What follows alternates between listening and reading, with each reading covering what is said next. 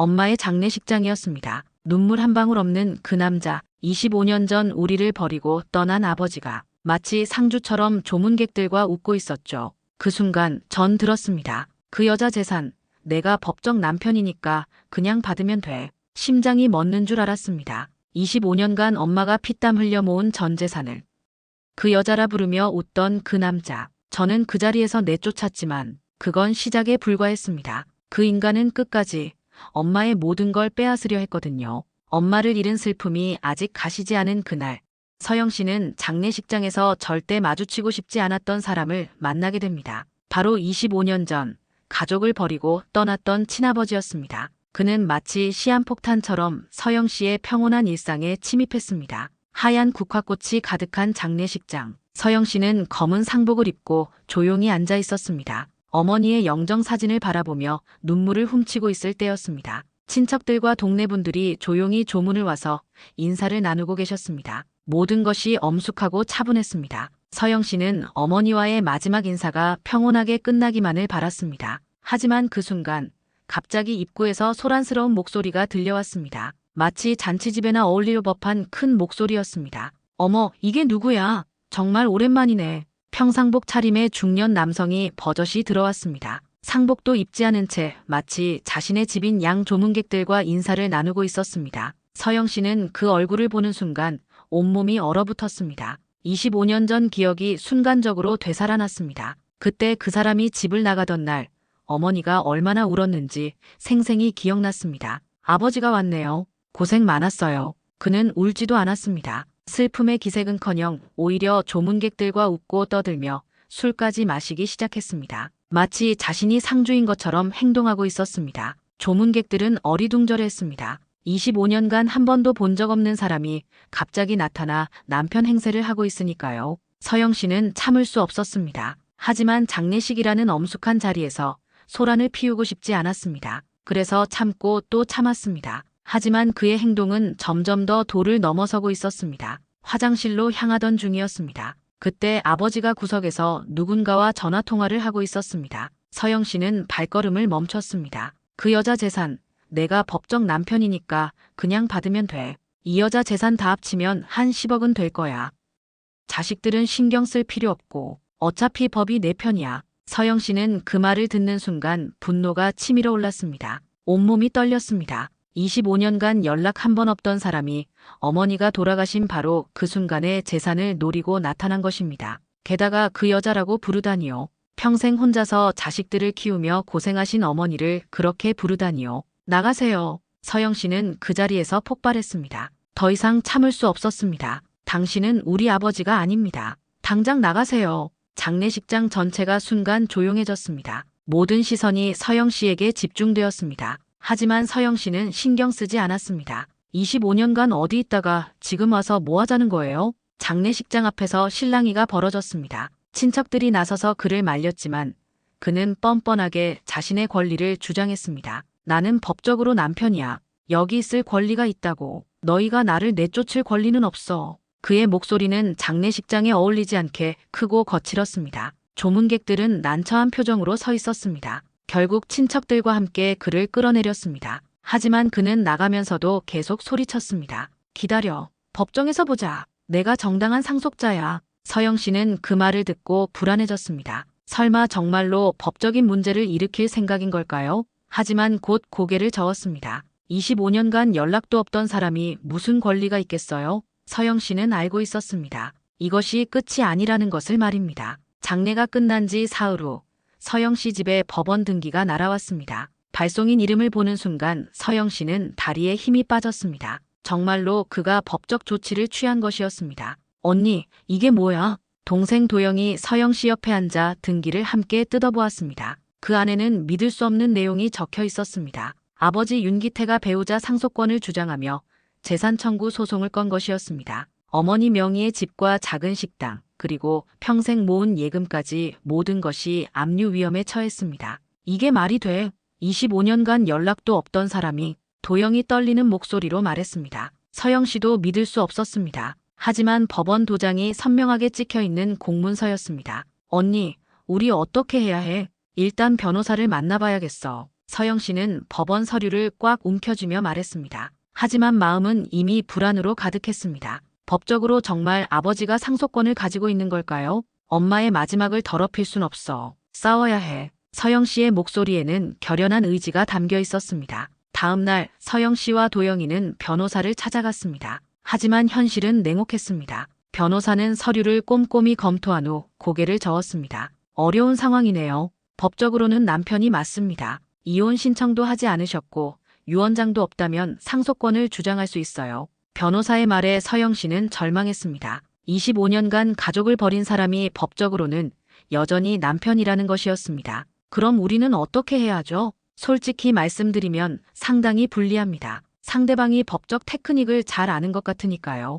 혹시 어머님이 남기신 유언이나 문서 같은 게 있나요? 아니요, 아무것도 없어요. 서영 씨는 고개를 떨구었습니다. 변호사비는 얼마나 들까요? 최소한 2천만 원은 각오하셔야 할 것 같습니다. 그것도 이길 보장은 없고요. 2천만 원. 서영 씨와 도영이에게는 감당하기 어려운 금액이었습니다. 집으로 돌아온 서영 씨는 어머니의 사진을 바라보며 다짐했습니다. 아무리 어려워도 포기할 수 없었습니다. 어머니가 평생 일궈놓은 모든 것을 지켜내야 했습니다. 엄마, 저 정말 어떻게 해야 할지 모르겠어요. 서영 씨는 어머니 사진에 대고 중얼거렸습니다. 하지만 포기하지 않을게요. 엄마가 남겨주신 것들을 절대 그런 사람한테 빼앗기지 않을게요. 하지만 아버지는 예상보다 훨씬 치밀하게 준비하고 있었습니다. 그는 이미 여러 번의 비슷한 경험이 있었던 것 같았습니다. 법적 테크닉과 오랜 사회 경험을 바탕으로 무섭게 밀어붙이기 시작했습니다. 그는 언론에까지 연락을 했습니다. 억울한 남편이 자식들에게 쫓겨나다. 이런 제목의 기사가 인터넷에 올라왔습니다. 서영 씨는 기사를 보고 분노가 치밀었습니다. 거짓말로 가득한 내용이었거든요. 하지만 댓글들을 보니 절반 정도는 아버지 편을 드는 사람들이었습니다. 아무리 그래도 법적으로는 남편인데 자식들이 너무 매정하네. 서영 씨는 절망감을 느꼈습니다. 진실을 아는 사람은 자신들 뿐인데 세상은 그들의 편이 아니었습니다. 소송이 시작되자 서영 씨 남매의 일상은 완전히 무너졌습니다. 집과 가게는 압류 위기에 처했고 은행 잔고마저 막혔습니다. 일상생활조차 어려워졌습니다. 첫 번째 법정 출석일. 법정에서 아버지는 당당했습니다. 마치 억울한 남편인 것처럼 행동했습니다. 그의 변호사는 노련해 보였고 준비도 철저했습니다. 저는 단지 제 권리를 찾고 있을 뿐입니다. 25년이 지났어도 법적으로는 여전히 남편입니다. 혼인신고도 그대로 되어 있고 이혼 절차도 밟지 않았습니다. 아버지의 말은 법적으로 틀리지 않았습니다. 그것이 더욱 절망적이었습니다. 피고 측에서는 원고가 가족을 유기했다고 주장하지만 이는 입증하기 어려운 사안입니다. 단순히 연락이 없었다고 해서 혼인관계가 무효가 되는 것은 아닙니다. 반면 서영 씨와 도영이는 법정에서 위축될 수밖에 없었습니다. 변호사도 없이 나온 그들은 모든 면에서 밀리고 있었습니다. 변호사님은 안 오셨나요? 판사가 물었습니다. 아직 정하지 못했습니다. 서영 씨는 작은 목소리로 대답했습니다. 변호사비가 부담스러워서 혼자 해보려고 했지만 현실은 너무 복잡했습니다. 더 충격적인 일이 벌어졌습니다. 아버지는 언론에까지 나섰습니다. 여러 언론사에 연락해서 인터뷰를 요청했습니다. 아내가 죽었는데 자식들이 재산을 독차지하려고 합니다. 저도 슬픔을 감당하기 어려운데 이런 일까지 겪어야 하는 게 참 힘드네요. 카메라 앞에서 그는 마치 정말 슬픈 남편인 것처럼 연기했습니다. 심지어 눈물까지 흘렸습니다. 25년 동안 사업 때문에 멀리 있었지만 마음만은 항상 가족과 함께였습니다. 아내가 아프다는 소식을 듣고 달려왔지만 이미 늦었더라고요. 뉴스를 보던 서영 씨는 분노로 몸이 떨렸습니다. 거짓말을 태연하게 늘어놓는 그의 모습이 역겨웠습니다. 사업 때문에 멀리 있었다고, 아프다는 소식을 듣고 왔다고. 서영 씨는 텔레비전에 대고 소리쳤습니다. 거짓말쟁이. 엄마가 돌아가신 다음 날에야 나타났잖아. 하지만 방송을 본 사람들은 그의 말을 믿는 것 같았습니다. 댓글들도 절반은 아버지 편이었습니다. 아무리 그래도 남편인데 자식들이 너무하네. 법적으로는 남편이 맞잖아. 요즘 자식들이 부모를 너무 무시하는 것 같아. 여론까지 흔들리자 서영 씨와 도영이는 심리적으로 더욱 궁지에 몰렸습니다. 밤늦도록 부엌 테이블에 앉아 쌓인 고지서들을 바라보며 절망감에 빠졌습니다. 언니, 우리 정말 질 것 같아. 도영이가 고개를 떨구며 말했습니다. 아니야, 아직 끝나지 않았어. 서영 씨는 말했지만 솔직히 희망이 보이지 않았습니다. 법도 여론도 모든 것이 그들에게 불리했습니다. 은행에서는 계좌 압류를 통보해왔습니다. 식당 임대료도 밀리기 시작했습니다. 일상생활 자체가 위험해졌습니다. 언니, 차라리 일부라도 나눠주는 게 어때? 도영이가 조심스럽게 제안했습니다. 그러면 적어도 집은 지킬 수 있을 거야. 안 돼. 서영 씨는 단호하게 거절했습니다. 한 푼도 줄 수 없어. 그 사람은 우리 가족이 아니야. 엄마가 평생 모은 돈을 그런 사람한테 줄 수는 없어. 하지만 현실은 점점 더 절망적이 되어가고 있었습니다. 법정에서는 계속 밀리고 있었고 여론도 좋지 않았습니다. 무엇보다 변호사비가 부담스러워서 제대로 된 법적 대응도 하지 못하고 있었습니다. 그러던 어느 날 뜻밖의 희망이 찾아왔습니다. 그러던 어느 날 어머니의 절친인 나순자 이모가 중요한 이야기를 꺼냈습니다. 이모는 서영 씨가 법정 다녀온 이야기를 듣고 안타까워하며 찾아온 것이었습니다. 서영아, 사실 말이야. 너희 엄마가 마지막으로 유언장을 쓰러 간 적이 있었어. 동네 찻집에서 나순자 이모는 조심스럽게 말을 이어갔습니다.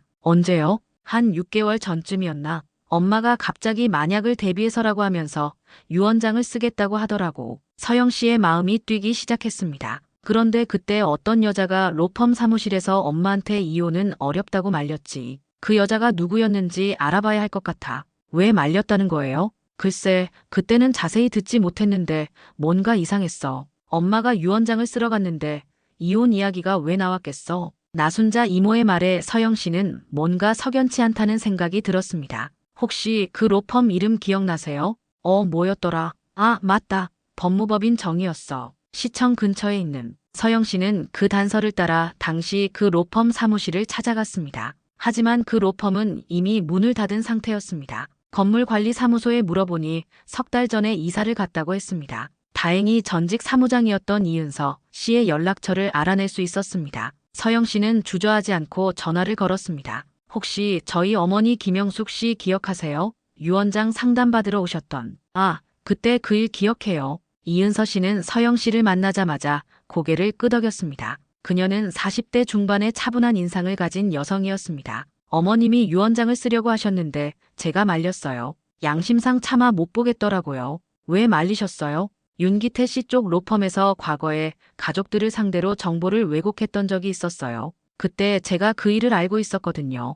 이은서 씨는 중요한 자료들을 건넸습니다. 이거 보세요. 윤기태 씨가 과거에 썼던 위장소송 기록이에요. 다른 가족들을 상대로도 비슷한 짓을 했어요. 서영 씨는 자료를 받아들고 깜짝 놀랐습니다. 아버지가 과거에도 여러 번 가족들을 상대로 소송을 걸었던 기록이 있었습니다. 보험 자료도 있고 거짓 주소지를 사용했던 이력도 있어요. 이 사람은 전문적으로 이런 일을 하는 것 같아요. 전문적으로요? 네. 법적 허점을 이용해서 가족들을 협박하는 거죠. 보세요. 여기 다른 사례들도 있어요. 이은서 씨가 보여준 자료에는 아버지가 이전 부인과 자녀들을 상대로 벌인 소송 기록들이 있었습니다. 서영 씨는 그 자료들을 보며 분노와 희망을 동시에 느꼈습니다. 분노는 아버지가 이런 짓을 여러 번 해왔다는 사실 때문이었고, 희망은 이제 반격할 수 있는 무기가 생겼다는 생각 때문이었습니다. 그런데 말이에요. 당신 어머니가 직접 쓴 유언장을 따로 맡기셨을 수도 있어요. 법적으로 인정되는 공증 형태로 말이에요. 정말요? 네. 당시 어머니가 만약을 위해서라고 하시면서 따로 작성하신 것 같았어요. 제가 말린 건 로펌에서 쓰는 유언장이었고 어머니는 개인적으로 다른 곳에서 작성하셨을 가능성이 높아요. 어디에서요? 보통은 신용협동조합이나 개인 법무사 사무실에 맡기시거든요. 특히 어머니 같은 분들은 동네에서 오래 거래하던 곳을 신뢰하시잖아요. 서영 씨는 마침내 반격의 실마리를 찾았습니다. 하지만 시간이 많지 않았습니다. 다음 주에 중요한 법정 심리가 있었거든요. 그런데 이은서 씨, 혹시 이 자료들을 법정에서 증언해 주실 수 있나요? 물론이죠. 제가 직접 목격한 일들이니까요. 윤기태 씨의 패턴을 법정에서 증언하겠어요. 이은서 씨는 흔쾌히 동의했습니다. 사실 제가 그때 양심상 편하지 않았어요. 이런 일이 계속 반복되는 걸 보고만 있을 수는 없었거든요. 서영 씨는 드디어 희망을 느꼈습니다. 이제 정말로 싸워볼 만했습니다. 다음 날부터 서영 씨는 어머니가 평소 거래했던 모든 곳을 찾아다녔습니다. 시간이 많지 않았기 때문에 도영이와 나눠서 동시에 여러 곳을 뒤졌습니다. 혹시 저희 어머니가 유언장을 맡기신 적이 있나요? 첫 번째로 찾아간 신용협동조합에서 직원은 고개를 저었습니다. 죄송해요. 그런 건 없는 것 같은데요. 다시 한번 확인해 볼게요. 하지만 결과는 마찬가지였습니다. 두 번째, 세 번째 곳도 마찬가지였습니다. 법무사 사무실들을 하나하나 찾아가 봤지만 소득이 없었습니다. 서영 씨는 점점 지쳐갔습니다. 정말 유언장이 있기는 한 걸까? 도영이도 지친 표정이었습니다. 있을 거야. 이모가 분명히 봤다고 했잖아. 서영 씨는 포기하지 않았습니다. 7번째, 8번째, 9번째. 계속해서 찾아다녔지만 결과는 없었습니다. 시간은 점점 부족해졌습니다. 10번째 곳을 찾아갔을 때였습니다. 시장 근처의 작은 법무사 사무실이었습니다. 김영숙 씨요? 잠시만요. 법무사 사무실 직원이 서류함을 뒤지기 시작했습니다. 아, 맞아요. 김영숙 씨 맞죠?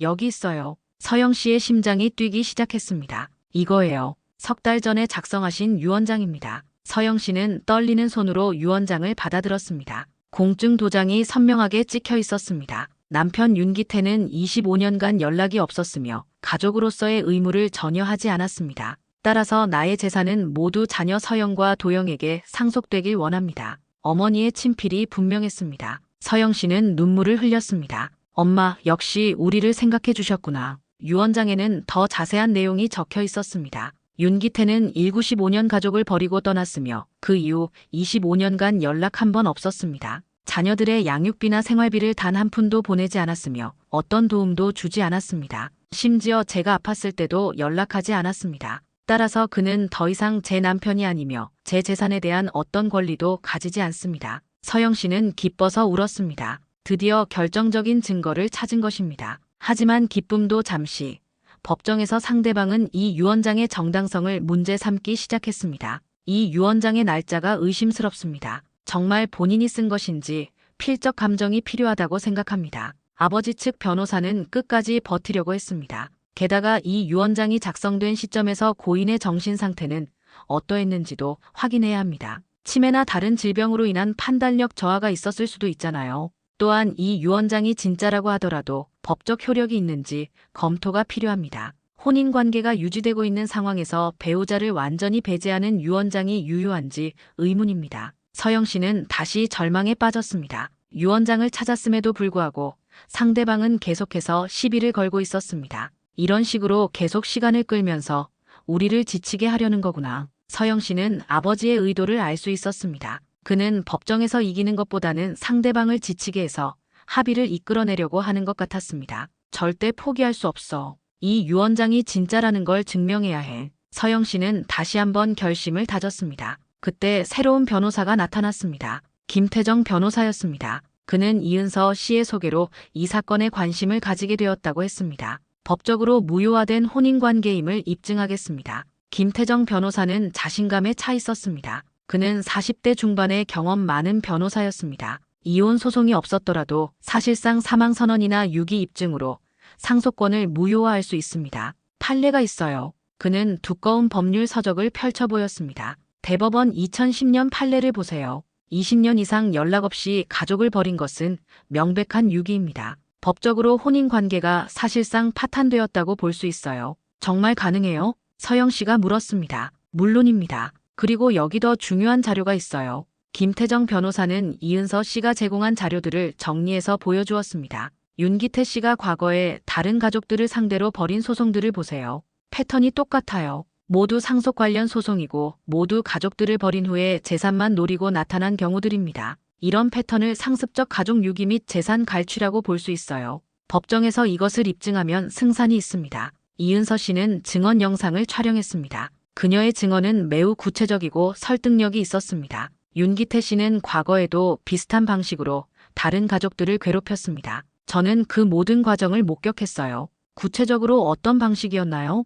먼저 가족을 버리고 오랫동안 연락을 끊습니다. 그 다음 가족 중 누군가가 죽거나 재산이 생기면 갑자기 나타나서 법적 권리를 주장해요. 그는 법적 허점을 이용해 가족들을 협박하는 방식을 즐겨 사용했습니다. 이번에도 똑같은 수법을 쓰고 있어요. 가족들은 법을 잘 모르니까 겁을 먹고 돈을 주게 되죠. 그는 이런 식으로 지금까지 살아왔어요. 이은서 씨의 증언은 아버지의 진짜 목적이 무엇인지를 명확하게 보여주었습니다. 한편 시민단체에서는 서영 씨를 지지하는 청원서를 제출했습니다. 사회복지사협회에서 먼저 움직였고 이어서 여성단체와 시민단체들이 동참했습니다. 그리고 SNS에서는 장례식장에서 촬영된 영상이 퍼지기 시작했습니다. 누군가가 몰래 촬영한 것이었는데 아버지가 장례식장에서 술을 마시고 웃으며 떠드는 모습이 담겨 있었습니다. 어머니 장례식에서 술 마시고 웃던 모습 보셨나요? 저런 사람이 상속권을 주장한다고요? 영상을 본 사람들은 분노했습니다. 정말 충격적이다. 어떻게 장례식장에서 저럴 수 있지? 25년간 연락 없다가 재산만 노리고 나타나다니. 여론이 완전히 바뀌었습니다. 사람들은 서영 씨 편을 들기 시작했습니다. 가족을 버리고 25년 후에 재산만 노리고 나타나다니 정말 파렴치한 짓이다. 서영 씨 힘내세요. 우리가 응원합니다. 법이 정의롭지 않다면 우리라도 정의를 지켜야 합니다. 온라인 청원에는 하루 만에 10만 명이 넘는 사람들이 참여했습니다. 뉴스에서도 이 사건을 다루기 시작했습니다. 이번에는 서영 씨 입장에서 보도가 나왔습니다. 25년간 가족을 버린 아버지의 파렴치한 상속권 주장. 장례식장에서 술 마시며 웃던 아버지, 재산은 챙기려 해. 여론의 변화를 느낀 아버지 측에서도 당황하기 시작했습니다. 드디어 최종 판결일이 왔습니다. 법정에는 서영 씨를 지지하는 사람들이 방청석을 가득 메웠습니다. 법정에서 아버지는 여전히 뻔뻔한 태도를 보였습니다. 하지만 쌓인 증거와 여론의 압박 앞에서 조금씩 당황하기 시작했습니다. 저는 단지 정당한 권리를 주장하고 있을 뿐입니다. 하지만 그의 목소리에는 이전의 자신감이 없었습니다. 김태정 변호사는 차근차근 증거를 제시했습니다. 25년간 가족과 연락을 끊고 살면서 어머니가 돌아가신 바로 그 순간에만 나타나 재산을 요구하는 것은 도덕적으로도 법적으로도 용납될 수 없습니다. 여기 원고의 과거 행적을 보시기 바랍니다. 그는 다른 가족들에게도 똑같은 짓을 반복해왔습니다. 이은서 씨가 증인으로 나와서 증언했습니다. 윤기태 씨는 상습적으로 가족을 버리고 재산만 노리는 사람입니다. 저는 그의 과거 행적을 모두 알고 있습니다. 또한 고인이 남긴 유언장을 보시기 바랍니다. 이는 공증된 정식 유언장으로 고인의 명확한 의사가 담겨 있습니다. 아버지 측 변호사가 반박했습니다. 유언장의 진위가 의심스럽고 필적 감정이 필요합니다. 하지만 김태정 변호사는 준비된 자료를 제시했습니다. 이미 필적 감정을 의뢰했고 결과가 나왔습니다. 100% 본인의 필체가 맞습니다. 또한 유언장을 작성할 당시 고인의 정신 상태도 확인했습니다. 담당 의사의 진단서에 따르면 정신적으로 전혀 문제가 없었습니다. 판사는 엄숙한 표정으로 판결문을 읽기 시작했습니다. 원고 윤기태는 1995년부터 2020년까지 25년간 가족과의 연락을 끊고 부양 의무를 방기하였으며 실질적 배우자 관계가 단절되었음을 인정합니다. 법정은 조용했습니다. 모든 사람들이 숨을 죽이고 판결을 들었습니다. 또한 원고가 과거에 다른 가족들을 상대로 반복적으로 동일한 행위를 해왔다는 점을 인정하며 이는 상습적 가족 유기 행위로 판단됩니다. 고인이 남긴 유언장은 정식으로 공증된 것으로 그 진위성과 법적 효력을 인정합니다. 따라서 피고의 유산 상속에 대한 원고의 권리를 침해할 수 없으며 원고의 상속권 주장을 기각합니다. 서영 씨는 눈물을 흘리며 도영이와 껴안았습니다. 우리가 이겼어. 엄마, 우리가 이겼어요. 방청석에서는 박수가 터져나왔습니다. 서영 씨를 지지해준 시민들이 기뻐했습니다. 판사는 계속해서 말했습니다. 또한 원고는 부당한 소송으로 인한 피고의 정신적 피해와 법정 비용을 배상할 의무가 있습니다. 배상금은 5천만 원으로 정합니다. 아버지는 더 이상 할 말이 없었습니다. 그는 고개를 떨구고 법정을 나갔습니다. 엄마, 이제야 조금 속이 풀려요. 서영 씨는 어머니의 영정사진을 바라보며 중얼거렸습니다. 판결이 난 지 한 달 후 서영 씨와 도영이의 삶은 완전히 달라졌습니다. 법정에서의 승리는 단순히 재산을 지킨 것 이상의 의미가 있었습니다. 집과 식당은 그대로 지켜졌습니다. 서영 씨와 도영이는 어머니의 이름으로 작은 장학재단을 만들었습니다. 김영숙 장학재단이요. 어려운 환경에서도 꿋꿋하게 살아가는 사람들을 돕고 싶어요. 식당 앞에는 작은 현판이 걸렸습니다. 김영숙 장학재단 협력업체라고 적혀 있었습니다. 엄마가 평생 바라던 일이에요. 어려운 사람들을 돕는 것 말이에요. 서영 씨는 미소를 지으며 말했습니다. 장학재단은 작지만 의미가 있었습니다. 한부모 가정 자녀들과 어려운 환경의 학생들을 도왔습니다. 어머니가 살아생전 늘 하고 싶어 했던 일이었습니다. 엄마가 보시면 정말 기뻐하실 거야. 도영이도 뿌듯해했습니다. 법정에서 받은 배상금도 장학재단 기금으로 사용했습니다. 아버지로부터 받은 돈이지만 좋은 일에 쓰면 의미가 달라질 거라고 생각했습니다. 한편 아버지는 어떻게 되었을까요? 윤기태는 혼자서 초라하게 거리를 걸었습니다. 폐소로 인한 배상금 때문에 그나마 있던 돈마저 잃었습니다. 더 이상 머물 곳도 없었습니다. 난 뭘 잃은 거지? 그는 스스로에게 물었습니다. 하지만 답은 이미 정해져 있었습니다. 그는 가족을, 사랑을, 그리고 인간다운 삶을 모두 잃었던 것입니다. 25년 전 가족을 버렸을 때부터 그는 이미 모든 것을 잃고 있었습니다. 다만 그때는 몰랐을 뿐이었습니다. 이제 그에게는 아무도 없었습니다. 돈도 없고 가족도 없고 친구도 없었습니다. 평생 다른 사람들을 이용해서 살아온 대가였습니다. 이럴 줄 알았으면. 하지만 후회해도 이미 늦었습니다. 그가 저지른 일들은 되돌릴 수 없었습니다. 언론에서는 그의 과거가 더 자세히 폭로되었습니다. 다른 가족들도 용기를 내어 증언하기 시작했습니다. 윤기태는 우리 가족도 괴롭혔습니다. 똑같은 수법으로 우리에게도 돈을 뜯어갔어요. 그의 실체가 세상에 알려지면서 더 이상 어디서도 같은 짓을 할 수 없게 되었습니다. 마지막 장면입니다. 서영 씨는 어머니의 사진 앞에 앉아 있었습니다. 얼굴에는 평화로운 미소가 떠올랐습니다. 엄마, 우리 해냈어요. 엄마가 평생 읽어놓으신 모든 것을 지켜냈어요. 그녀는 어머니의 사진을 바라보며 조용히 말했습니다. 그리고 약속드려요. 엄마의 뜻대로 어려운 사람들을 도우며 살겠어요. 그게 엄마가 우리에게 남겨주신 진짜 유산이니까요. 도영이가 옆에 와서 앉았습니다. 언니, 고생 많았어. 우리 모두 고생했지. 하지만 포기하지 않았잖아. 서영 씨는 도영이의 어깨를 두드리며 말했습니다. 엄마가 우리를 지켜보고 계실 거야. 그리고 자랑스러워하실 거야. 창밖으로는 따뜻한 햇살이 들어왔습니다. 길고 어두웠던 터널을 지나 마침내 밝은 빛을 만난 것 같았습니다. 서영 씨와 도영이는 이제 새로운 삶을 시작했습니다. 어머니의 뜻을 이어받아 다른 사람들을 돕는 일에 힘쓰고 있습니다. 때로는 법이 정의롭지 않을 수 있습니다. 하지만 포기하지 않고 끝까지 싸운다면 진실은 반드시 밝혀집니다. 그리고 정의는 승리합니다. 서영 씨와 도영이처럼 어려운 상황에 처한 분들이 계시다면 절대 포기하지 마시기 바랍니다. 여러분에게도 반드시 희망의 빛이 찾아올 것입니다. 가족이란 단순히 혈연 관계가 아닙니다. 진정한 가족은 서로를 사랑하고 보살피는 사람들입니다. 서영 씨와 도영이는 그런 진정한 가족의 의미를 보여주었습니다. 우리는 지켜냈습니다. 가족의 마지막 유산을, 어머니의 뜻을, 그리고 정의를 말입니다. 이것이 바로 진정한 승리입니다.